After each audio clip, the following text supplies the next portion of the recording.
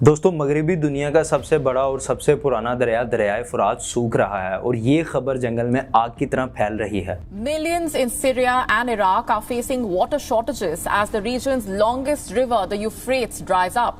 The Euphrates has been the cradle of civilization in West Asia. The river has been the lifeline for millions in Iraq and Syria for thousands of years.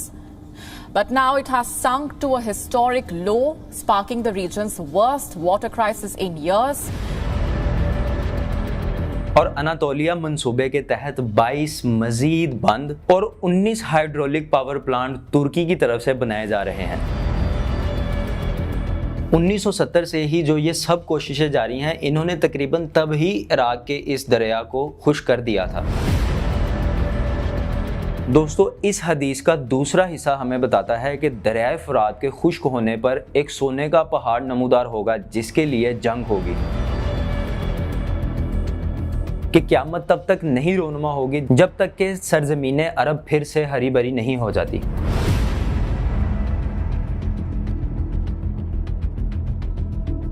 क्योंकि इसके खुश्क होने के साथ मुंसलिक है क़यामत की बड़ी निशानियों में से एक निशानी का पूरा होना। दरियाए फुरात कहाँ है और ये किन असबाब के तहत सूख रहा है, इसके बारे में नबी करीम सल्लल्लाहु अलैहि वसल्लम का क्या कहना है, बाकी अहले किताब और दीन इसके बारे में क्या पेशगोई करते हैं, और इसके साथ साथ वो तमाम तर क़यामत की निशानियां जो अब तक पूरी हो चुकी हैं, जिसमें आपने बहुत सारे सोशल मीडिया प्लेटफॉर्म जैसा कि टिकटॉक और फेसबुक के ऊपर एक बहुत ही वायरल वीडियो देखी होगी जो कि सऊदी अरब के सहराओं में से पानी का फूट जाना है। दोस्तों एक तरफ दरियाए फुरात जो कि बहुत ही तेजी से सूख रहा है और दूसरी तरफ सऊदी अरब जिसके सहरा बहुत तेजी से सरसब्ज हो रहे हैं। तो ये सब डिस्कस करते हैं आज की इस वीडियो में। दोस्तों दरियाए फुरात बड़े बड़े मुल्कों बुनियादी तौर पर तुर्की से शुरू होता है और सीरिया से होता हुआ इराक तक जाता है। ये वही दरिया है जो इराक में दाखिल होता है तो टिजन्स के साथ मिल जाता है और शत अल अरब की शक्ल इख्तियार कर लेता है, जिसके बाद ये पर्शियन गल्फ में शामिल हो जाता है। अब ये दरिया जो इतने सारे मुस्लिम ममालिक का पानी का एक बड़ा जरिया है और जिसकी महरूमी से कहत, अमवात,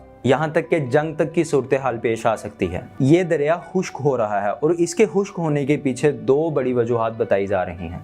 इनमें से एक सबब तो आलमी जदत यानी कि ग्लोबल वार्मिंग बताई जाती है। अब ग्लोबल वार्मिंग की वजह से बारिशों की शरह में कमी आ रही है और बारिशें ना होने की वजह से दरियाए फुरात में पानी की कमी आ रही है। ग्लोबल वार्मिंग और बारिशों के ना होने की वजह से जो पहले से दर्जा हरारत मजीद बढ़ रहा है, इसकी वजह से पहले से मौजूद पानी भी एवेपोरेशन में तब्दील हो रहा है, यानी दर्जा हरारत बढ़ने की वजह से एवेपोरेशन रेट में भी तेजी से इजाफा हो रहा है। दोस्तों दूसरा बड़ा सबब वो तमाम बंद हैं जो मशरकी तुर्की बिजली बनाने के मंसूबों की वजह से बना रहा है। टॉरस नामी पहाड़ों के बिल्कुल नीचे जहां बारिश का पानी बहुत ज्यादा मिकदार में इकट्ठा हो जाता है, वहां पर 1974 का कब्बान डैम, 1990 का अतातुर्क डैम और अनातोलिया मंसूबे के तहत 22 मजीद बंद और 19 हाइड्रोलिक पावर प्लांट तुर्की की तरफ से बनाए जा रहे हैं, जो पानी के बहाव को इराक तक पहुंचने में रुकावट बन रहे हैं, जिसकी वजह से इराक के सारे दरिया सूख रहे हैं। और दूसरी तरफ सीरिया ने खुद भी 1970 में तबका डैम जैसे मंसूबों का इनअकाद किया। 1970 से ही जो ये सब कोशिशें जारी हैं, इन्होंने तकरीबन तब ही इराक के इस दरिया को खुश कर दिया था, जबकि कुछ अरसे बाद इस दरिया के पानी को दोबारा बहाल करने के लिए इकदाम उठाए गए थे। लेकिन हालिया सालों में तो हाल पहले से भी बदतर हो चुका है। मिल्ह झील जैसी भी कई झीलें खुश्क हो चुकी हैं। मिल्ह झील को ज़ाज़ा झील भी कहा जाता है और यहाँ पे आप देख सकते हैं कि 1989 में ये किस तरह की नजर आती थी और 2018 में क्या हाल हो चुका है। दोस्तों यहाँ पे मैं आपको ये बात जरूर बताना चाहूँगा कि ये झील इराक में मौजूद करबला के मुकाम पर वाक़या है। अब ये तो वो सारे असबाब हैं जिसकी वजह से दरियाए फुरात सूख रहा है। मगर हम सब जानते हैं कि अल्लाह सबबुल इसबाब है जो कि इस दरियाए फुरात के सूखने के इसबाब पैदा कर रहा है, क्योंकि अल्लाह ताला ने वो तमाम क़यामत की निशानियाँ पूरी करनी है जो कि उसके प्यारे नबी मोहम्मद सल्लल्लाहु अलैहि वसल्लम ने हमें बताई हैं। मैं यहाँ पर बात करना चाहूँगा सहीह बुखारी की हदीस नंबर 7119। इस हदीस में नबी करीम सल्लल्लाहु अलैहि वसल्लम ने फरमाया कि अनकरीब दरियाए फुरात में से एक सोने का खजाना निकलेगा,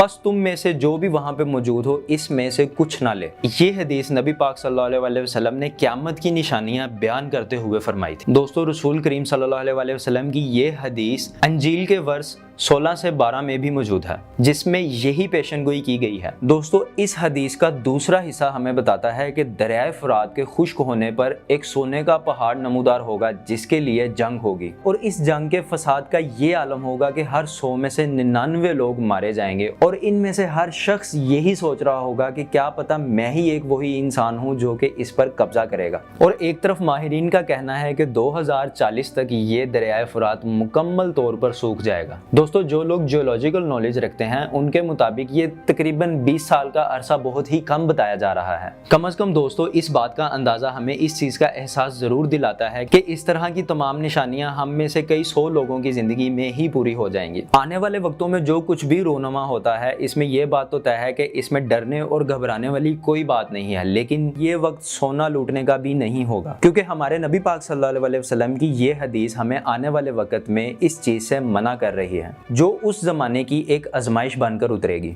दोस्तों, ये कुछ भी नहीं सिवाय इसके कि एक क़यामत की निशानी मुमकिना तौर पर हमारे दौर में पूरी होती हुई नजर आ रही है, जबकि ऐसी बीसियों क़यामत की छोटी बड़ी निशानियां पूरी हो चुकी हैं। अब तक दीने इस्लाम ही है जो कि इस कायनात के बनने से लेके इस कायनात के खत्म होने तक का सही इल्म हम तक पहुंचाता है। दोस्तों, हमें इस्लाम के मुताबिक 2 किस्म की निशानियां मिलती हैं। पहली छोटी निशानियां और दूसरी बड़ी निशानियों के तौर पर। बड़ी 10 निशानियां तो रसूल पाक सल्लल्लाहु अलैहि वसल्लम ने एक हदीस में फरमा दी थी, जिसमें इमाम मेहदी के आने से लेकर दज्जाल की तबाही तक और इसके बीच में सारी क़यामत की 10 निशानियां पूरी होती हैं। अब ये बयान करदा बड़ी 10 निशानियां बहुत अहमियत का हामिल हैं, और बहुत सी छोटी निशानियां इसके अलावा हमें बताई गई हैं। मिसाल के तौर पर रसूल पाक सल्लल्लाहु अलैहि वसल्लम ने फरमाया कि क़यामत तब तक नहीं रोनुमा होगी जब तक कि सरजमीने अरब फिर से हरी भरी नहीं हो जाती। अब दोस्तों, यहाँ पे मैं उन वीडियोस की बात कर रहा हूँ जो आपने बार सोशल मीडिया और टिकटॉक प्लेटफॉर्म पर देखी होंगी। अब अरब की सरजमीन में आप सिर्फ सऊदी अरब की सरजमीन को ही देख लें।